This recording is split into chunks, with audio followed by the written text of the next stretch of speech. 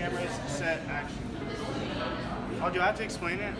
Now, now is my time. Now is my time.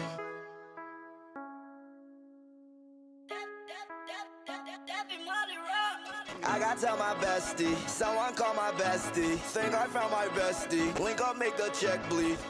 So, as you can see, in order to start measuring pH values, you have to take the pH measurer out of the liquid container, and then you must spray it with water in order to measure any solution in order to get the pH.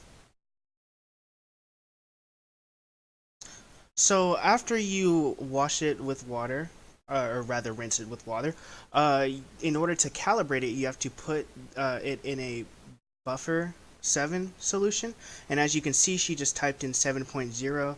She pressed calibrate, and then she pressed OK, and now she rinses it off with water again. She puts it in the 4 solution, and as you can see here, she puts in 4.0 in order to calibrate it, and she presses OK, and now she's going to check it, and the pH value says 4.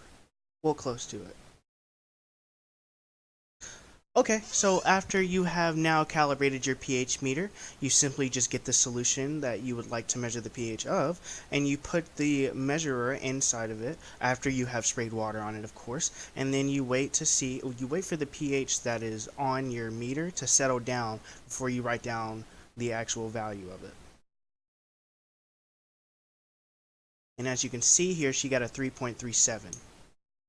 And then you wipe it off, or not wipe it off, you rinse it off right after you're done with it. And then you can see she took this orange juice and she put the pH measurer right into it again. And this is in the way, she's going to move it, there you go. And now it shows a pH of 3.78. And so they're just waiting for it to sit right now.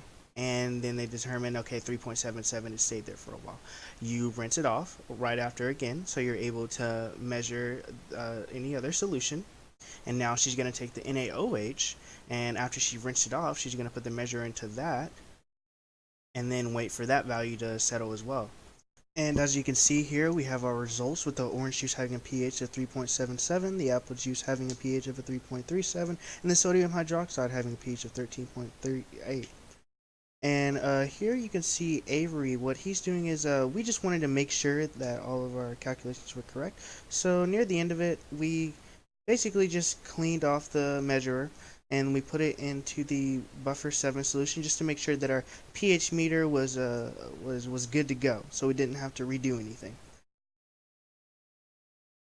And see, it showed that it was 7 for the buffer 7 solution, so yeah, so we're good to go from there. And now I'm going to explain what a buffer is and how it works.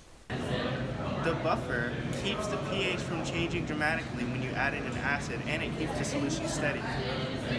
And now he's going to explain the difference between a strong acid and a weak acid. The difference between a strong and a weak acid is that a strong acid will completely dissociate in a solution as its member ions. A weak acid will dissociate as a molecule and some ions. It's important to also understand that the equilibrium constant is Ka, and weak acids tend to have considerably high concentrations of molecules that are not dissociated, hence the value of Ka becomes small. And for strong acids, they have considerably high concentrations of molecules that are dissociated, and so the value of Ka becomes large, which affects equilibrium.